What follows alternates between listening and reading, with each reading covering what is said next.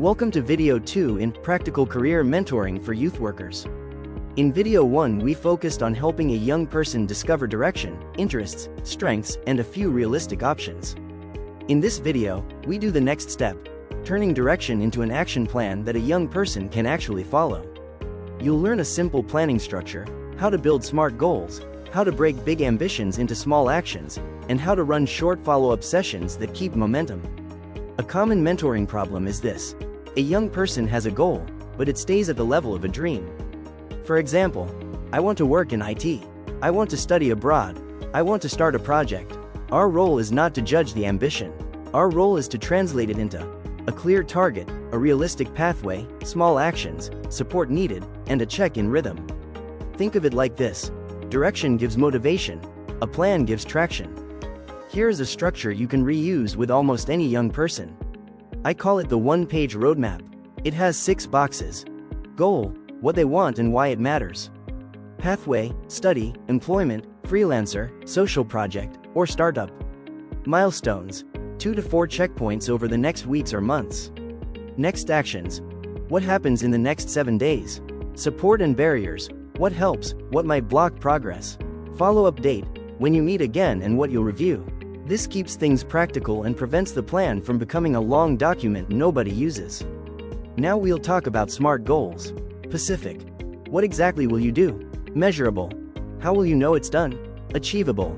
Is it realistic with your time, money, and energy right now? Relevant. Does it match your direction and values? Time-bound. When will you do it? A useful mentoring trick is to convert a vague goal into a SMART first step instead of a SMART life plan. Example. Vague. I want to work in IT. SMART first step. In the next 14 days, I will complete one beginner module in an online IT course and write a short note on what I liked and what I found difficult.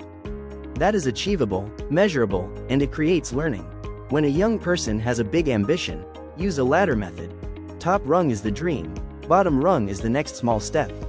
Ask, what would be one step that is small enough to do this week, but meaningful enough to count? Then build upwards. This week, a small test. This month, a bigger step or small portfolio piece. Next 3 months, a milestone like an application, interview practice, a client trial, or a project pilot. This approach reduces overwhelm and helps young people who struggle with motivation or confidence. At this point, choose one of 3 planning routes, depending on the young person's situation and preference. Studies and getting employed, freelancer, social project or small startup. The goal is not to lock them in forever. It's to pick the best route for the next 1 to 3 months and test it. For study and employment, the plan should include 3 categories: requirements, evidence, and exposure. Requirements. What do they need to qualify? For example, a certificate, language level, or a portfolio. Evidence. What proof can they show?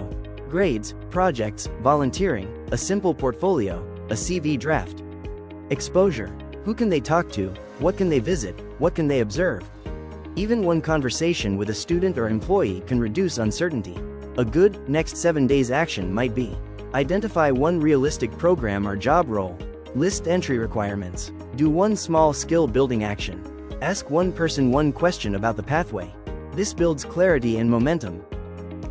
For freelancing, many young people focus on the idea first. I want to be a freelancer, but the plan must focus on offer, proof, and first outreach. Offer. What service can they provide right now at beginner level? Keep it simple. Design a poster, edit short videos, tutor a subject, basic social media help. Proof. One small sample, a before and after, a mock project, or a portfolio piece. First outreach. One safe, low-pressure message to a potential client or community, starting with friends, local NGOs, or small businesses. A realistic first milestone is not earn lots of money. It's to create one sample and send 3 messages. That is a genuine test of the freelancing pathway. For social projects or small startups, the plan should avoid big, expensive launches. Instead, focus on problem, target group, and a small pilot. A mentoring sequence that works well is: what problem are you trying to solve? Who exactly is affected? What small solution could you test in 2 to 4 weeks? How will you know it helped? Plans only work if there is follow-up.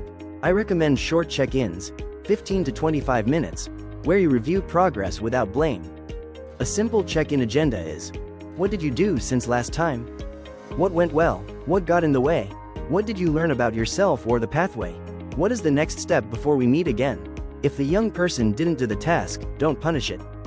Diagnose it. Was the step too big? Was it unclear? Was there anxiety? Lack of time? Lack of support? Then adjust the plan. Smaller step, clearer step, or add support. To close, remember, direction becomes progress when it becomes a plan with small actions and a follow-up rhythm. Your action as a youth worker is to use the one-page roadmap with one young person this week. Choose a pathway, set one smart first step, agree a follow-up date, and keep the tone supportive, neutral, and inclusive, consistent with Erasmus Plus quality standards. In the next video 3, we'll focus on building confidence and employability skills through mentoring.